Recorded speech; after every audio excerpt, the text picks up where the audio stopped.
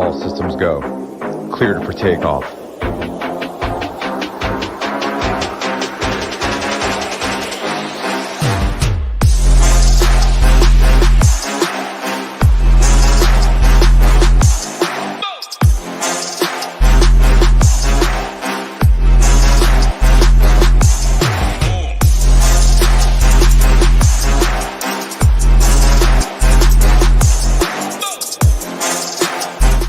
What's up, everyone? Tyler Tamboline here, a.k.a. ToeTagginTambo.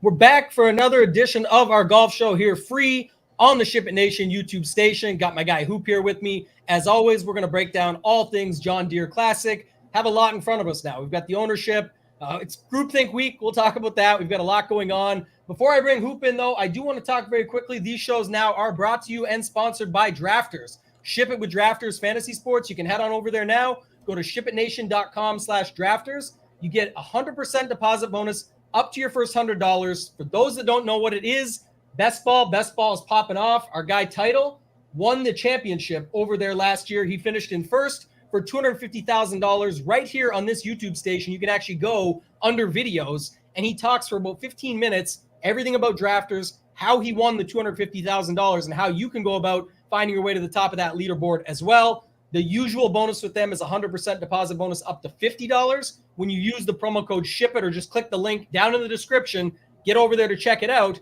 You do get 100% deposit bonus up to $100. So your 100 turns to 200. That can get you into the drafts. You guys can go from there. This year, $300,000 for first place. Hoop, excited to be partnered with Drafters. I'll bring you in, man. We got the John Deere Classic. What's going on, man? How you doing?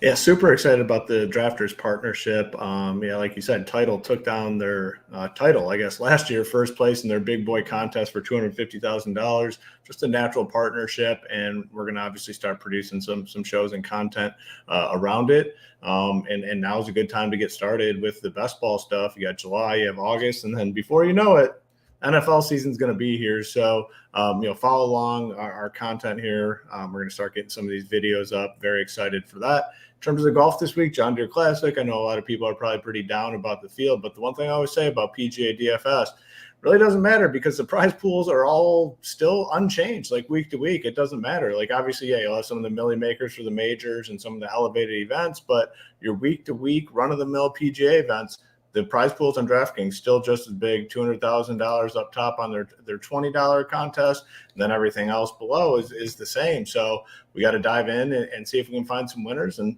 pretty confident we can do so.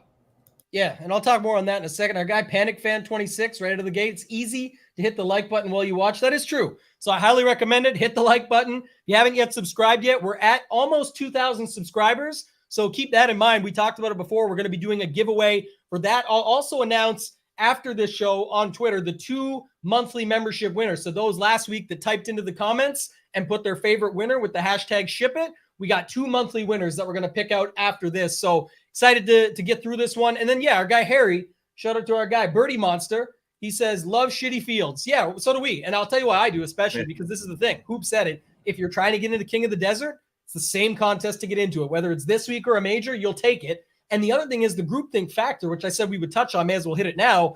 I was joking this morning on my Twitter before posting out the tidbits. It was really hard going through all the articles and all the content this week. I did manage to find it. But man, everyone is on the same guys. Now, from a betting perspective, I understand why. Certain numbers, certain guys that you got to bet your guys, all that, and who cares? We can all bet the same. In DFS, we want to find ways to get a little bit different, that game theory angle, look for an edge when it comes to that. We've got you all covered at shipitnation.com. I was working on the slate plan right before this, breaking down. Some people always wonder about, well, how do you get different in single entry or 3 max? All this, I talk about all that in there. What's your player pool like? Who are you playing this week? What are your exposures? Hoop has his player pool over there covered with his top 30 guys. We do have, and I'm going to boost this now because we're 2 weeks away from it. But as always, like the drafters and the best ball content, you will be getting all the content that we bring to the site included with your membership. And with that said, right now, 2 weeks away from bringing our PGA projections. And that comes with player projections and ownership projections. So testing those this week and next, that will round it out for the 4-week test of 2 Birdie Fests and 2 events that are a little bit different, a little bit tougher.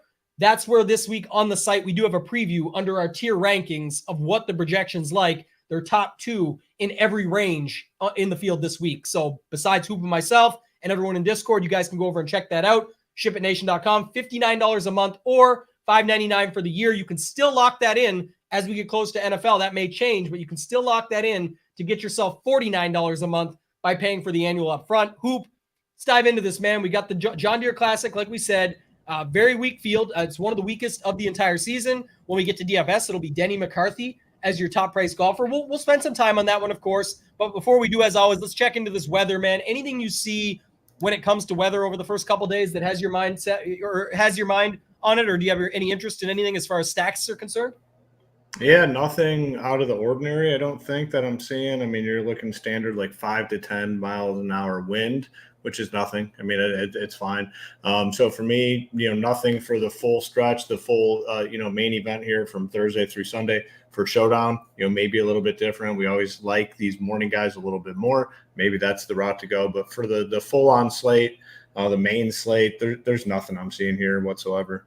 Yeah, I agree. And again, if you're looking at it from the perspective of like even usually the PM AM, what's funny is actually the AM PM guys have killed it here the last, I think it's 7 of the last 8 years or something where they've really come through. So a little bit different maybe than the norm, but just it's an easier setup. It's birdie fest, all those factors that go with it. Whoever finds the putter is really what it comes down to. And our guy Harry says, suggest not just playing those same 5 guys. I'll elaborate on that before we go into the tiers as usual. That's another thing. And again, we note this in things like the slate plan on the site, but just breaking it down, you are seeing a lot of the same build this week, Hoop. And that how it starts is simple. It's pick your guy up top. So I know you can just make a simple pivot and say, okay, I'm not going to play the Russell Henley chalk. Some will do this and just say, okay, I'll play Aberg or Young or whoever. I know you like Aberg. We'll get to that in a second. That's good. But I think still there's a lot of builds that will end up the same. And what I mean by that is you're seeing a lot of one guy up top, one high 8K guy, that's Jagger or Smalley, or a 9K guy, and then just landing in all 7s. Not many 6K guys at all being played. I'll mention that when we get there again, similar to last week for the reason I brought it up, but I'll go to that again later. But again, I don't see a lot of double stud builds with 2 10K guys. I don't see a lot of 3 or 4 9K guys are trying to get to that build. So, which means 6K guys aren't likely to be used as well. You can still do 2 10K with 4 7s. I'm just saying I'm not seeing 4 7s or a limitation on the top guy 9K or high 8K guy. So any thoughts on roster construction you're seeing going in, Hoop, before we hop into this upper tier? Yeah, I think I agree with you. A lot of people are going to look in the 10K range and sell themselves on one for their lineup because, again, it's not our typical top tier where we have John Rahm, we have Scotty, we have Rory, where they might be in the 11K range. It starts at 10-6, and when you start building teams, it's just easy to start with one of these guys. So let's say you do plug in Denny McCarthy, you still have almost $7,900 left for your last 5 spots. So a lot of people are going to do it. Is it the right move? We'll see. I mean, it's a high variance week again, where it's like, man, you don't know anybody could win, honestly. I mean, it's all up in the air. So I don't know, but I do agree with you. Roster construction, it is going to be everyone's going to kind of go down the same path. So I agree with that main point for sure.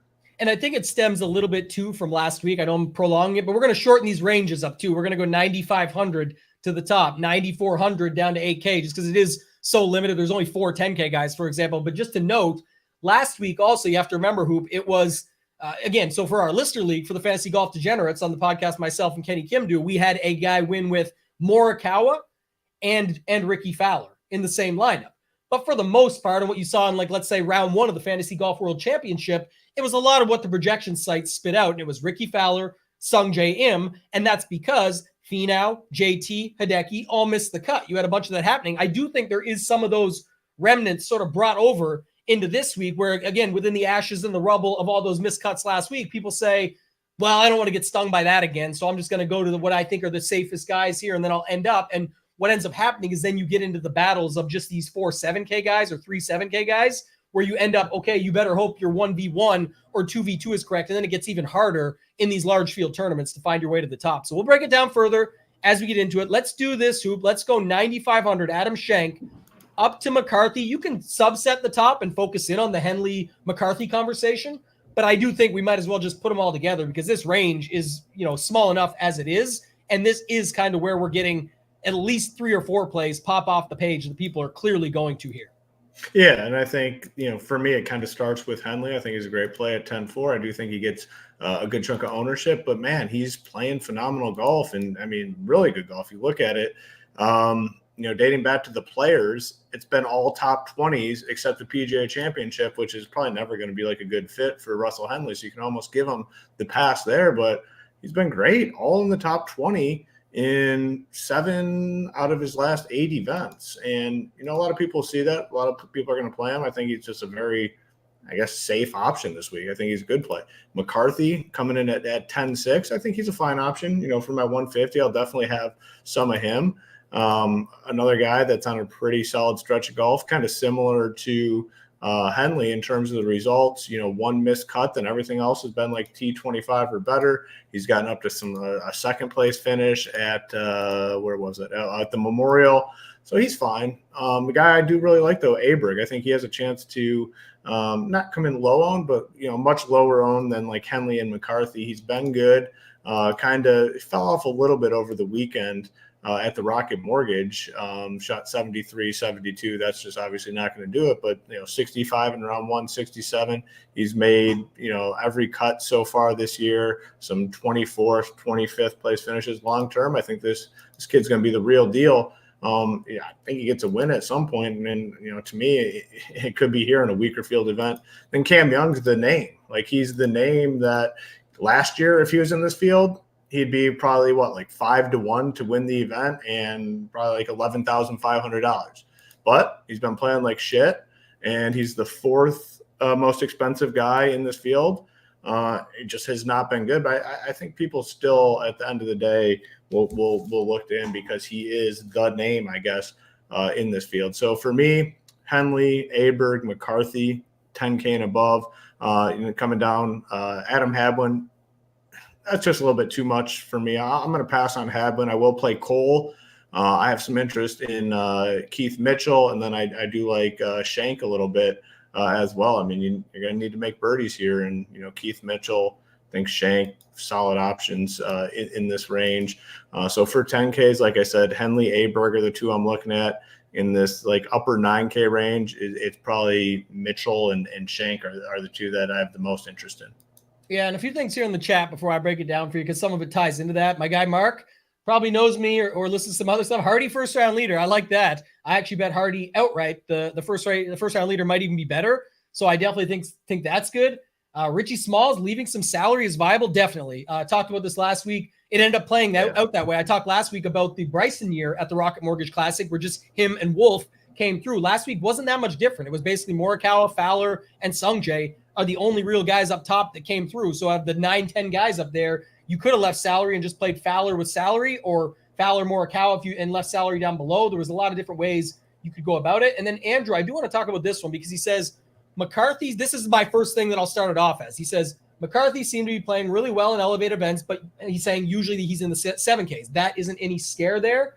I think what he's saying is like, does that worry you that now the price jump? But I think it's the other way that I would argue this. And anyone who listened to my content this week, if you know, the order was recorded a little bit differently this week. I did with Mayo first, then I did the Fantasy Golf Degenerates with Baroff, and now I'm here. Either way, here's the latest stuff that you're going to get in on the site. And I'll tell you this, the one thing that I got talked into just a little bit more, and I think makes the most sense to me, is that Denny McCarthy, if you're playing that good, I have to, I guess what I'm saying, the easiest way to say it, I'm weighing strength of field more than I'm weighing price tag and whatever else you want to go off of. And what I'm saying by that is this. He came 7th at the Travelers, 20th at the U.S. Open, 2nd at the Memorial, 8th at the Wells Fargo, 13th at the Players, 14th at the Genesis. I could rattle more off. Those are the strongest fields, the hardest events. The price tag has nothing to do with it. The player does. When we said this about Hadwin coming into the Hatton coming into the RBC Canadian Open, he crushed. He was right in the mix down the stretch, almost got into what ended up being that playoff. I think he was just outside of it, had a great final round, but he had played very well in these strong fields. Now, this is an even weaker field, by the way. Last week, we said this about Ricky Fowler, and it was no surprise to see it. And yes, it's hard to win and close. You need literally everything to go your way down the stretch. But kind of Ricky Morikawa last week reminds me very much of Denny McCarthy, Cam Young here. So we know Henley's the good play, the safe play. Love him. He's a good spot here. He did come through for us, even as chalk a few weeks ago when he was, 7,800? And he came through and got the job done, still got almost 100 DraftKings points. Mind you, Keegan at the same price, won the tournament, but still, there was a lot of lineups that had both. Here, I think Henley's fine. I like McCarthy next and then Cam Young. And I like these three better than the guys in the 9K range. And this is where the FOMO factor comes in because people just can't skip this range. I think if you have Henley, what's a way to get different with him? Well, one, pairing him with Cam Young, because most people would be going as a pivot there.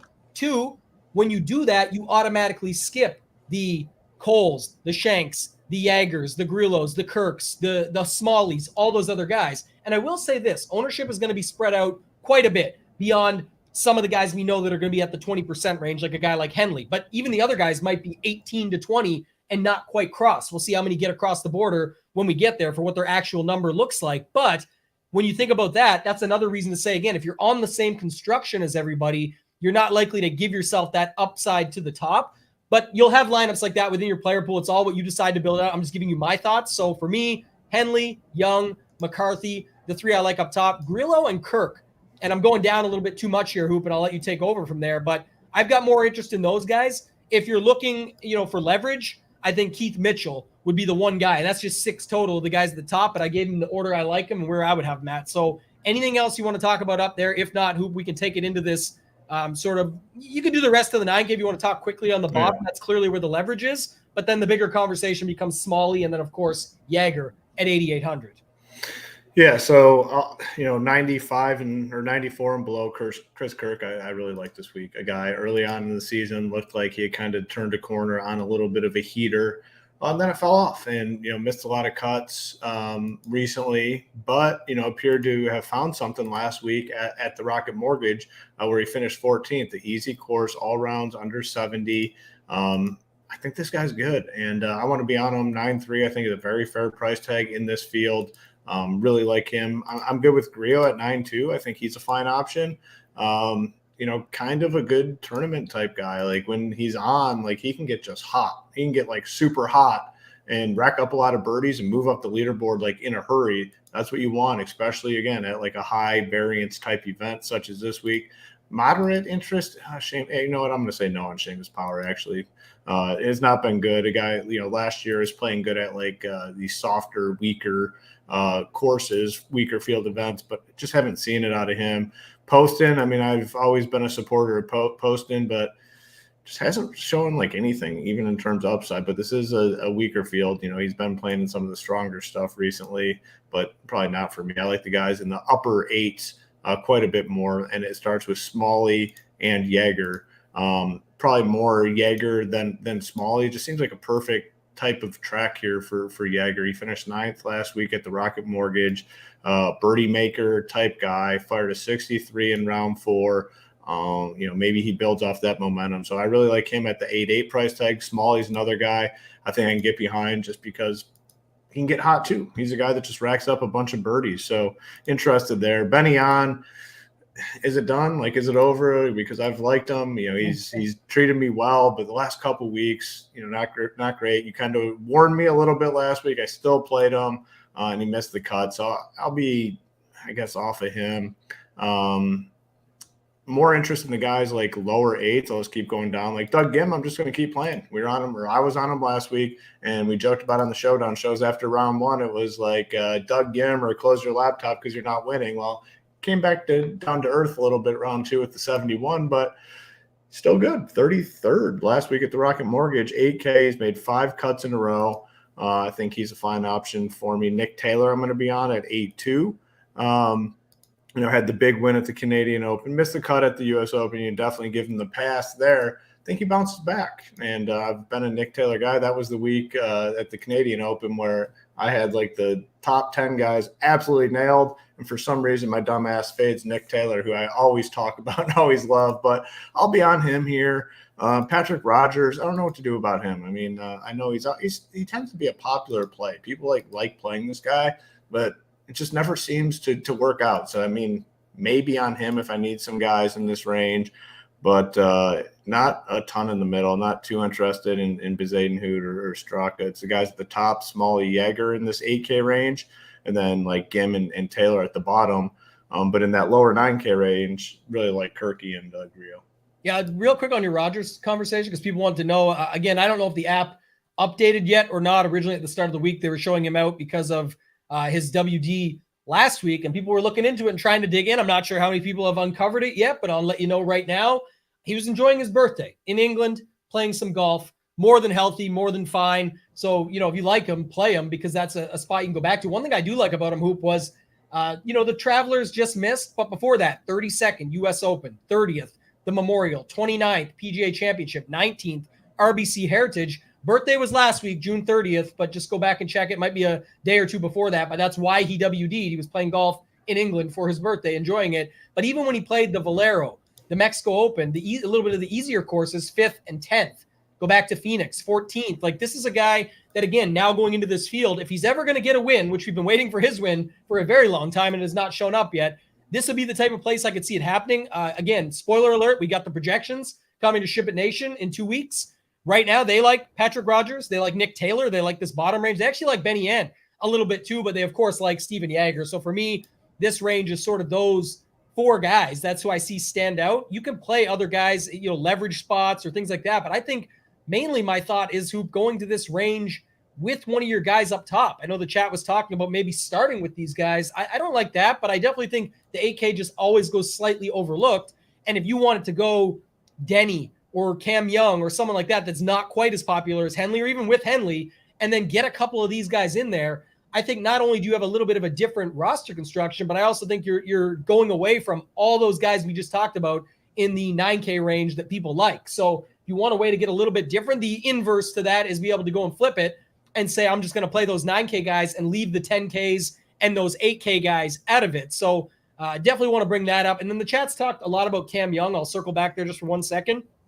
He chatted about this today. It's kind of interesting just to look at, but he said, like, it looks like I'm playing bad. He said, but I wasn't really. And if you go back, he gained on approach 4 of his last 5. He said it was a couple putting rounds here. It was a bad approach round here. It was minor, but still 32nd at the U.S. Open, gained across the board. A lot of things, 60th at the Travelers, 57th at the Canadian Open. We know that's 2-3 strokes this way of being much better finishes. And I think your point you brought up about him, Hoop, was kind of the best, is that if it was this time last year, and it's not, so you can't do this, but just to bring it up, sometimes that's the angle. You're getting on it before others are, when others won't. That was the case with just last week with Morikawa, when nobody wanted to go there, and ends up working out because it's a guy that can find it.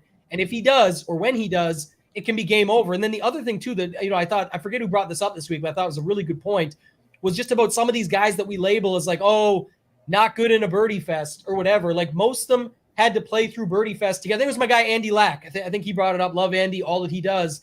And I'm pretty sure he said this. That sort of hit home so hard was, Cam Young won on the Korn Ferry Tour a bunch. Like, it's not easy to win on the Korn Ferry Tour like that. He's been up there in majors at the strongest courses, the strongest tests of golf with the strongest fields. Can he bounce back? Yes. So if he does, don't be surprised. That's the only reason I'll bring it up. And at 10K with potentially limited ownership here, I'm currently seeing 12 to 15. I think there is some late steam on him where people are kind of realizing that late, but I don't think it gets anywhere near what we see with Henley. So Cam Young, just interesting from that perspective. Anybody else in those 8Ks you wanted to talk about, Hoop? I know you mentioned Gim. Don't hate him, but I like this upper 7K range just a little bit more. Who do you got 7,500 and up here this week? 75 to 79. Yeah, I think it's a range I want to be in, because they're guys that are in the 7Ks, but they have upside, and I think they have real upside here. Starting with Mark Hubbard, 7,700. I mean, a couple missed cuts in a row, but it's not like he went out there and was just terrible. I mean, he was 200 at the Travelers, missed the cut, 300 at the Rocket Mortgage, and missed the cut, where that was obviously like a birdie fest. You had to make a ton of birdies. I'm assuming, the putting probably didn't go his way, but I still think there's a lot of upside with Hubbard. I'm interested there at 7.7. I was on Ches Reavie last week, and he did not disappoint. Another guy that a solid stretch of golf, 6 straight made cuts, had the 4th at the Travelers, 29th last week. I'm definitely good going right back to him. Bo Hostler, a little bit interest. I imagine, he doesn't have much ownership. So if you play 5% of him, you're probably way over the field. Michael Kim, I like quite a bit, 7.6. Playing pretty well lately, making 3 out of his last 4 cuts. Maybe Sargent, missed the cut last week, made the cut at the U.S. Open. Shouldn't have a ton of ownership, moderate interest there. Bramlett, I'll probably give him a chance. Again, shouldn't be all that owned, but 7,500, I just view him as a guy with upside. And then Dylan Wu as well had what do you have, like the Albatross and the Eagle, just a crazy stretch. It racked it up. So maybe a little bit skewed results for him last week. But, at 7.5K, I do have some interest there. So I do like this range quite a bit. Reavie, Hubbard, Kim, like the main ones for me in this upper 7 range. Yeah, these are all the guys, by the way, too, that are going to project the best. Like the projections, just not at our stuff that we're testing, but also all the other projection sites. So guys like Hostler will come in a little higher than you may actually think. And guys like Ryan Palmer, guys like Dylan Wu, all those guys are getting a little bit of a boost. So that's fine.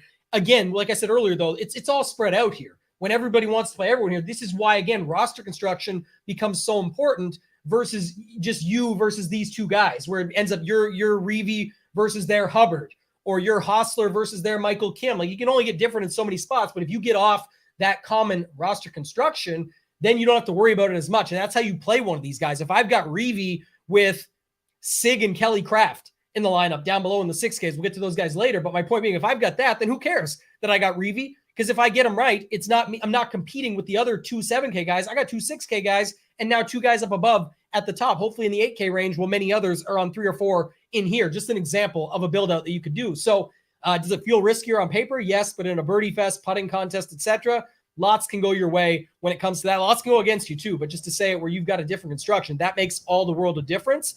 And then going to the guys like you talked about here, one guy that stood out to me that I don't hear much talk on is KH Lee. A lot of people bring this course up with Texas ties. Done very well, in Texas with winning the Byron Nelson twice himself. So I think he sets up well here. Palmer has some Texas ties. He obviously looks good. Reavie, I bet at 80. This would be an example of someone I probably bet because I like the number at 80. Now it's down to 60 or worse in some places, and maybe don't play as much in DFS. I'll be lighter or underweight because I like some of the other guys in here. Hostler, like I said, I like if he's lower ownership. The ownership likes him a little bit more than I'd like, but I don't mind it because he'll still be at a number that's kept in check. And one of the things about Hostler was, the last 2 weeks he sucked. Okay, he's 69-68. Doesn't get it done at the Travelers, but that's, again, that's one bad day of approach or something, or missing a couple fairways that led to bad approach shots or whatever it might be, that it just changes the game, man. If he makes that cut and then finds his way through, he broke 70 both days. It doesn't matter if the course requires more. I understand it. I'm saying I can't look at it like that. The Rocket Mortgage, bad first day, 75, shot a 66 on the second day. We saw this with a guy like Morikawa, where, again, he's not the talent level of Morikawa, but if sometimes guys find a good round and then come out. Troy Merritt before last week had a couple good rounds and then came out and had 4 good ones last week. Little things like that where you're looking. But before that, 24th at the Memorial, 40th at the PGA, 47th at the Wells Fargo, 31st at the RBC. These are all very strong fields, very hard events. Now he's cheaper, much cheaper, in a much weaker event. I don't mind going back to him for that. And then when he played the Mexico Open or the Pebble Beach Pro-Am or any of these easier courses, 11th, 14th, 10th, that's where he's coming through at. He can win at a putt. He can find his way to the top. The guy can't win. He can find his way to the top in a putting contest, though, for that price point. So it's not my favorite play, just saying that's a guy that you could play in this range. I think and have no problem with it, and that's why they're liking him. Bramlett, I always like hoops, so I'm with you on him. People going back to the well on Sargent, I think is fine. Same with Sam Stevens. So those would be the guys for me that sort of round it out, but just want to mention them. And yeah, Doc mentions it too. It'll pop up here in a second. Let me see here. Doc said, yeah, Ben and Cam Young, always the best plays until they're not. Yeah, that's correct. But that's why you do want to include guys like that. The volatility is such a factor that you have to look out for in your lineups when you're building, because if you know that if Cam, like Colin Morikawa last week, I'll keep using it with Cam Young. Yes, if he's bad, it sucks. You wasted your money because he was 10,400 or whatever. But if he has a week like he did last week, that is extremely valuable and tournament winning upside, so that you want to have those guys in your pool. You just don't want to play 6 guys like that because it's unlikely they'll all pop at the same time as well. And then that's kind of how you want to look at your overall roster construction. Benny Ann would be the exact same example there. And then Mark knows, I talked about him earlier. Hardy first round leader, Taryn Outright. Yeah, I've got Taryn Outright as well at 100. Talked about that on the Fantasy Golf Degenerates. And then I've got the Hardy Outright as well. Yeah.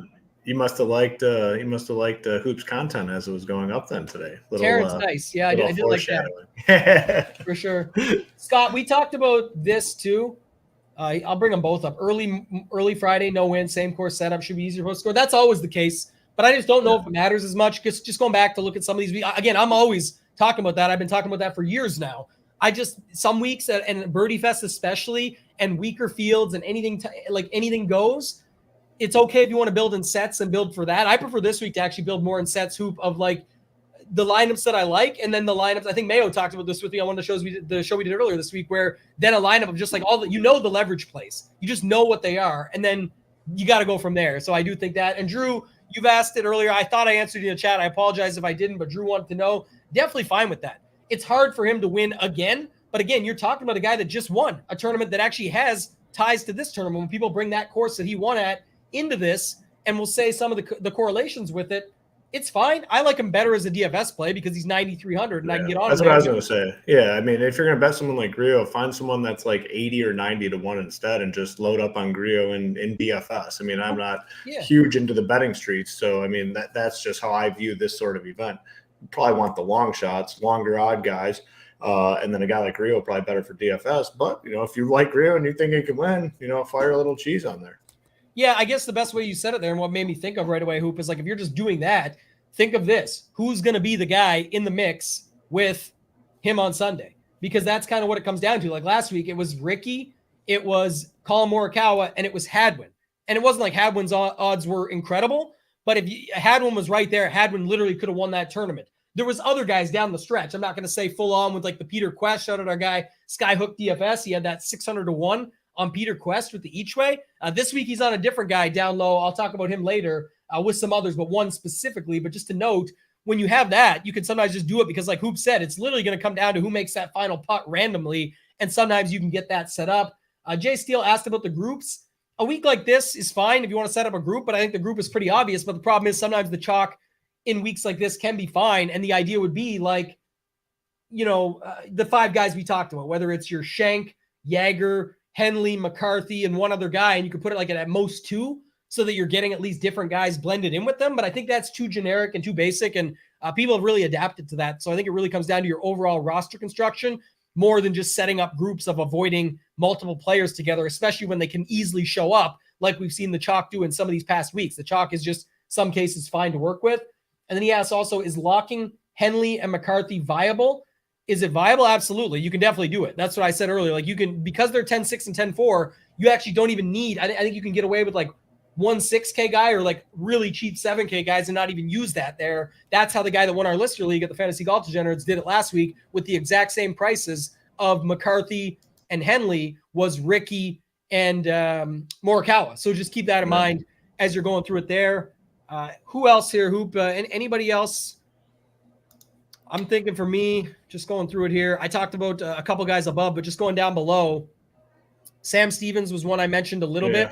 For me, going down low, Taryn, Nick Hardy, Lucas Glover, Pops, as much as I don't love that his course history, quote unquote, is very good because he's got the win, he's got some other top finishes, but it's like 5 years he sucked, 4 years he was good. That's what's funny about course history to me because it's like, it's boom bust, but he fits the mold of what we talked about earlier though, so that you set it up that way. I don't think so, Scott. Like if you kind of chalky though, it wouldn't be chalky if you're going Henley and McCarthy because not many people are doing that. I think I forget where it was posted today. I saw, but like it's so like less than 10% of the builds are going to be built that way. So you're not getting too chalky really like that. You get different so many spots down below and you're fading all the 8s, all the 9s. So really don't have to worry about it when it comes to that. But you can use other guys like Cam Young, some of the other guys in there also.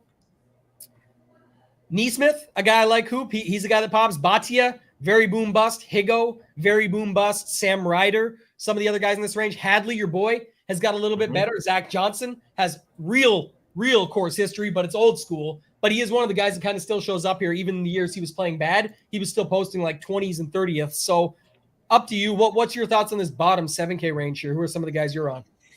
Yeah, a lot of the same. Another name I kind of like, SH Kim, 7.4K. Made the cut last week. I mean, did nothing with it, a terrible round 4, but I don't mind him at 7.4. My guy Svensson made 2 out of his last 3 cuts, 40th last week. I got to play him. I'm definitely in a little bit. Gordon, Taryn, Hardy. I agree with you on Hardy. I played him last week, didn't work out, but I think he can kind of bounce back here a little bit at 7.3K. Nate Lashley's a guy I have a little bit of interest in at 7.2. Nothing really jumps off the page as to why to play him, except that this is just a very weak field event. Wouldn't be surprised if he does well. Carson Young going to keep playing him. Batia, Higo, I think is a very solid option, 7-1K. And I do like Hadley, Chesson Hadley. I mean, he was kind of like a streaky guy. I don't know if it was the playoffs last year or the year before where he kind of like made a run to get in there. I think he made it to like the last week. Yeah. And now he's made one where he did like the draft. Yeah, the most awkward. Almost tore himself up. Yeah, I remember the most awkward celebration leap of like all time. But 7-1, he's made 3 cuts in a row. Nothing crazy. I mean, 43rd, 24th, 33rd, but for a 7-1 guy, you take that and hope he gets into the top 20, and that could be all it takes. So I really like him at 7-1. There's a lot of 7K flat guys, and I don't really like any of them. So yeah, it's kind of where excited. And Lipsky, I played Lipsky at 7-1. I think he's a fine option just to throw in there. Shouldn't have much ownership. Yeah, the chat talked about it, like Lipsky, Sam Ryder, Lower, Chad Ramey, another guy, played well, easy courses, things like that. You could go to him. There's some guys in the upper 6Ks I'll get to in a second, but somebody asked about Nick Hardy, and I had it up here before. It's a local kid. Obviously, that's part of it. You know why he's bringing it up. He's from Illinois, but if you go to his results here, it's 3 for 3 made cuts with a 30th last year. Then the recent times before that, there was none during COVID, but he played in the 18 event. It did play in 19. He didn't play, but 43rd in 2018, 55th and 17th, but got 30th here last year. And then just looking at him coming in, the missed cut last week was a 73.69. Again, if you give the guy a break, 38th at the Travelers, 20th at the U.S. Open, 48th at the Charles Schwab. Like, he's not really doing anything that wrong. And again, coming in a much weaker field. It's not my favorite play. It's just the guy that I like, and I liked his number to bet him.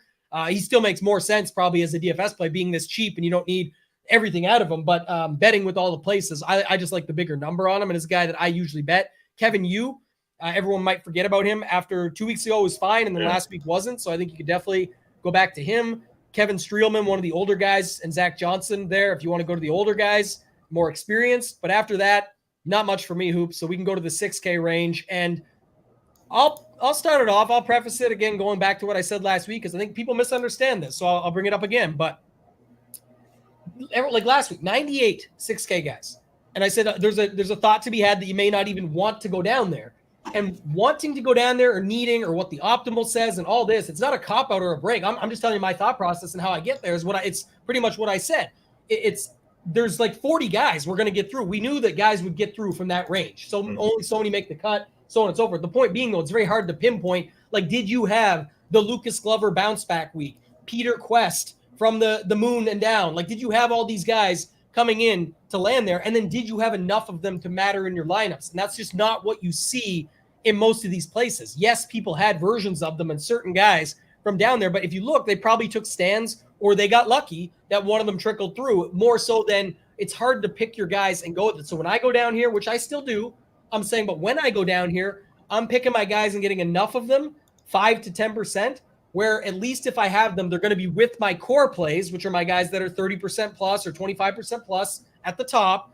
And then I'm likely to have some sort of combination where if I get my core right, I have multiple outs to those guys being there. I don't just have my one guy down low with my Henley plays. I have him with Henley and with my Cam Young leverage lineups. Like little things like that you want to think of. That's where roster construction becomes a bigger factor. And then Lawton, our guy, Bring the Noise from our Discord, he's rocking the logo. Appreciate you, man. He says putting way better for Glover. Yeah, we talked about him earlier. We like him. We gave the spoiler alert that our projections that'll be to the site in 2 weeks like him.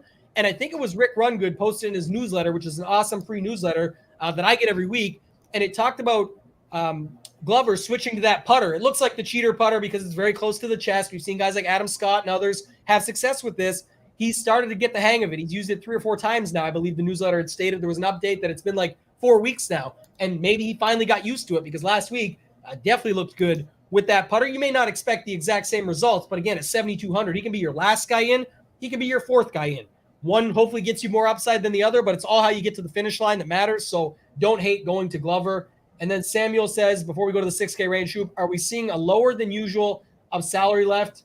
No. I think, again, that same thread that was posted, it's Cody Main from over at ETR does a great job with these threads. He posted it, and that talked a little bit today on his thread about the salaries actually being used up. Like, it's pricing so soft that it's no problem. to use it, and very, very few people using 7K, 6K guys at all. To answer your second question, again, I would check the thread out because both your questions are, not that you're wrong, but they're off from what the projections show across the industry. So that means, not many people are going to be playing 6K guys. Not many people are going to be leaving a bunch of salary on the table. So these are ways that you might find yourself getting different in tournaments. Hoop, let's talk about the 6K range, man. Who are some of the guys, if any, that stand out for you down in the 6K range?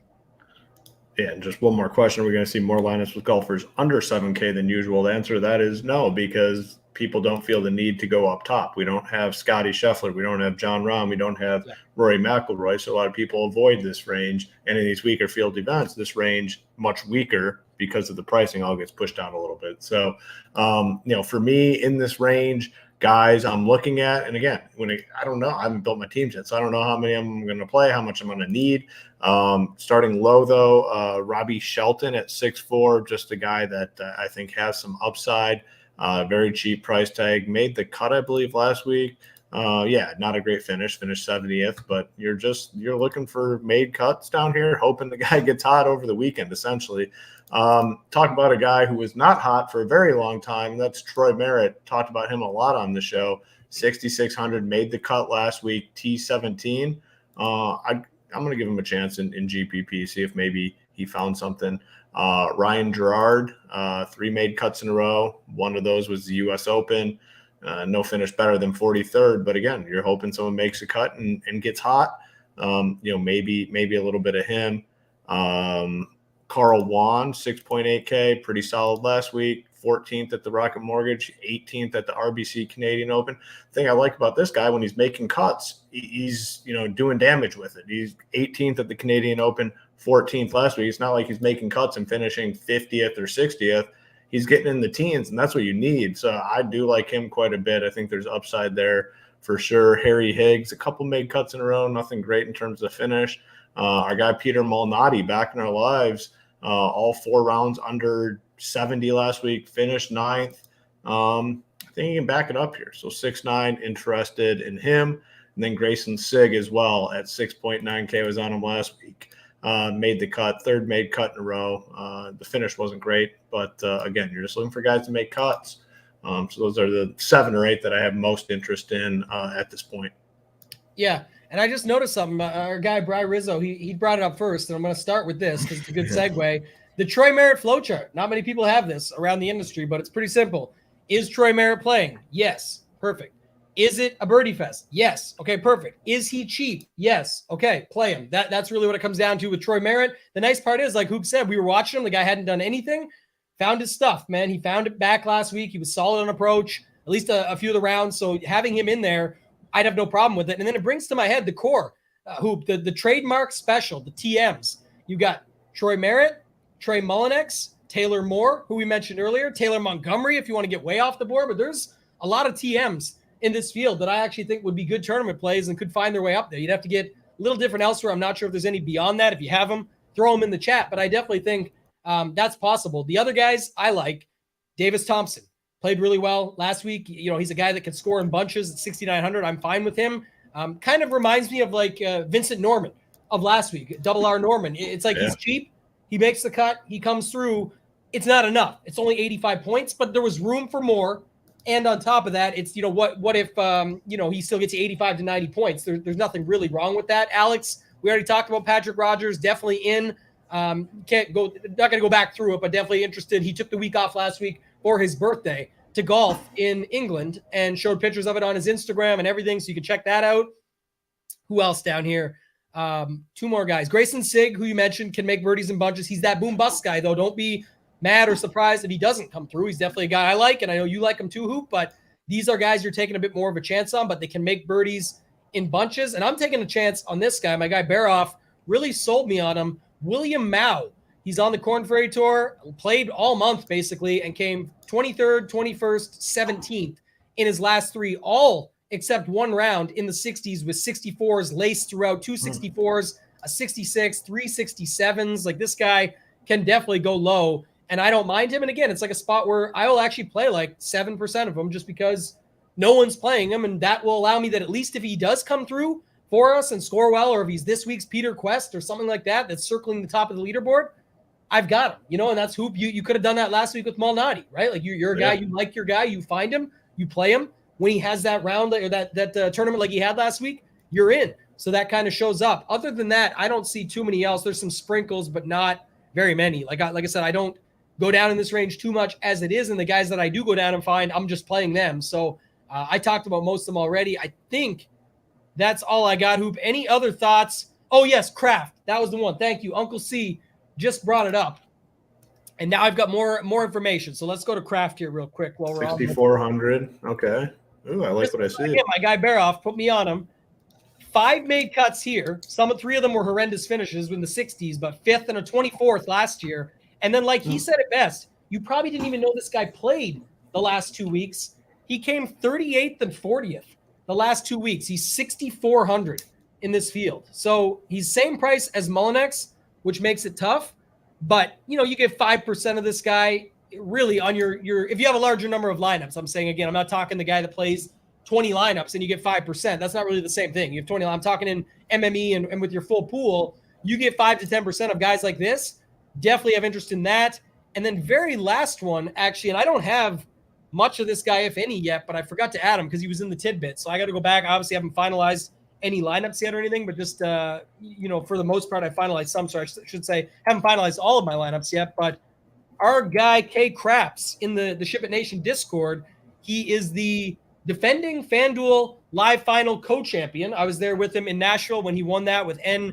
Bonadio or whatever his name is, Nick, the guy that used to work at FanDuel. Our guy, K Craps, was on this guy heavy last week in Showdown, and that's Marty Dow, Zit Cheng Dow. Like you watch him, he can make birdies and bunches. He played really well both Saturday and Sunday last week, and he's coming in this field pretty cheap as well. So I actually don't hate that. He's 6,900. Another guy right there with Thompson and Sig and those guys in that range that you could go to here. So don't hate that. And then our guy Doc says Ches is getting it done this week. He just looks like a John Deere winner. Yeah, I saw that comment and I like that comment. I think that is why I like Nate Lashley too. Nate Lashley looks like a guy that could win the John Deere. Just the look. That's funny you said that because I read that message and I was like, yeah, no, that does make sense. Well, that's why I bet him at 80-1 just in case. I had to bet him. It's a bit of insurance because I have him at 66-1 for the Barracuda. He paid off a decent each way for me at 400-1 a couple of weeks ago when he was in the mix. But if he gets in and wins this week, he'll be going to the Open. So therefore,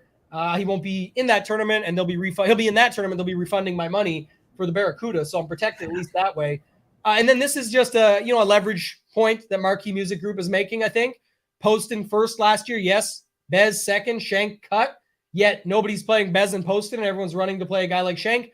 Recent form, recency bias, all those factors obviously play into that. But to your point, definitely can get some leverage with those other guys that you were talking about. So I think that's going to do it, Hoop. If you guys have questions, you can throw them into the chat. What else do we got going on, Hoop? Talk to us. We've got, I know, coming up shortly, we've got the MLB Witching Hour show. Talk to us a little bit more about SHIPIT Nation, what else we've got going on. I'll be announcing the 2 monthly winners from last week's video on my Twitter shortly, but just give us some brief breakdown of what we got going on at SHIPITNation.com.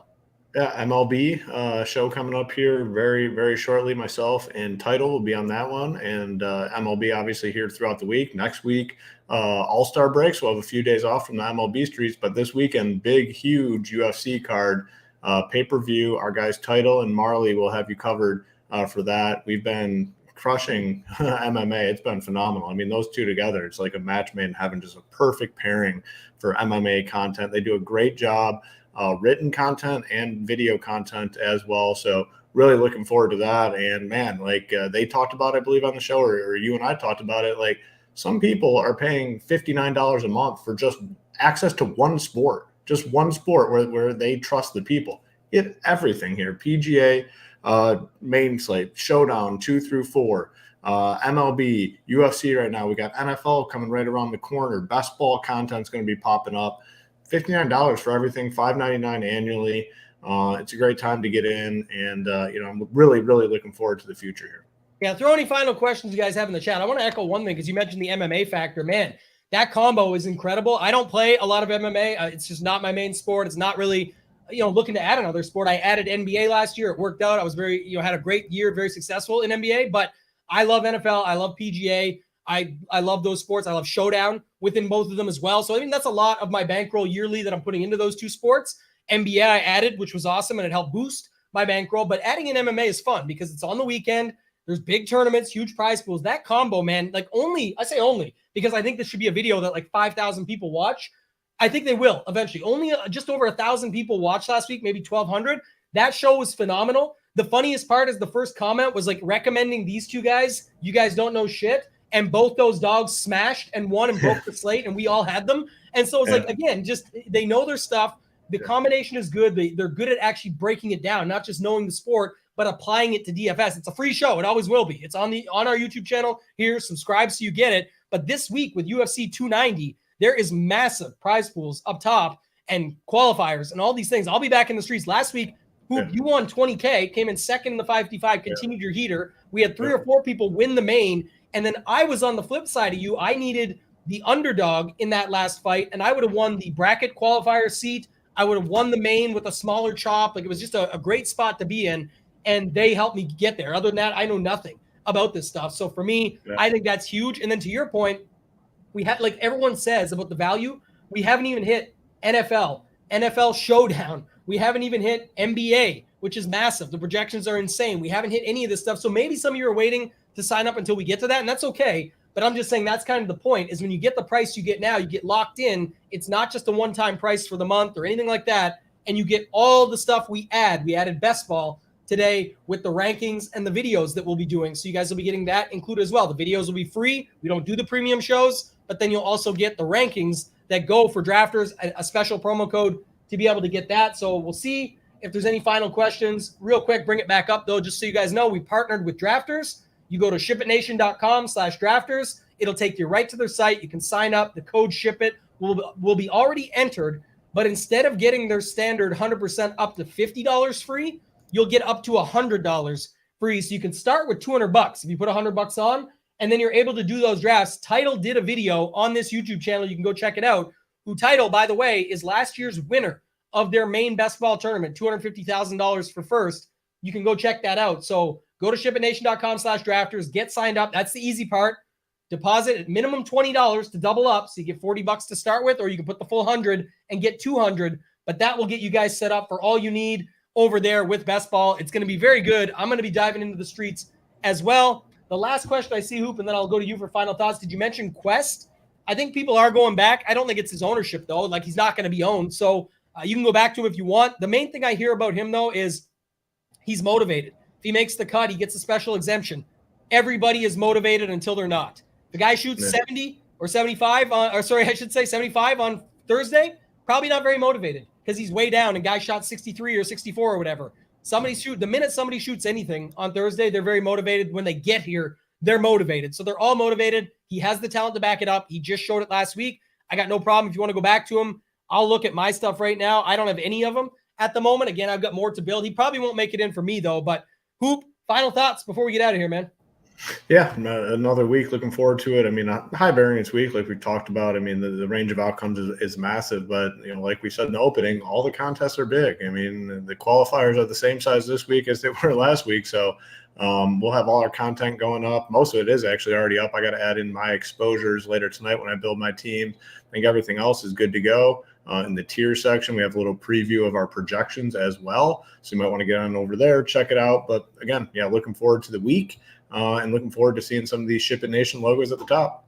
Yeah, and our guy Jay Steele said he watched the video and then signed up. LOL, he's laughing because he probably was sold on it, and I was too. Like, you go watch a guy that won $250K last year. Yeah, it's not like nothing's guaranteed that you watch it, you get this, you go ship it. The point is, the stuff we're breaking down isn't just who to pick and when to pick them. Just like when we're talking about in our Discord, it's not this guy versus that guy all day. It's actual strategies to find our way to the top of these leaderboards. And we'll be back this week for the Showdown shows on the Mayo Media Network, myself and Hoop. We'll get the times out. I'm not sure exactly yet, but we will definitely have you set up for those. That's where, with like Hoop said, one last final thought for me, don't be afraid to save some of your bankroll behind this week. It's very high variance. There's great tournaments, but just play what you think. Take your stands. Play that on the classic slate. Keep some behind for these Showdown slates. Once we find out what's going on with these guys after the first round, then, like I said, then we know the true motivation, and we got stats to go with it. So check us out on that. The Mayo Media Network will have your round 2 and round 3 stuff covered for Showdown. That's going to do it for this week, though, guys. For myself, for Hoop, and for myself, ToeTagginTambo. Let's ship it.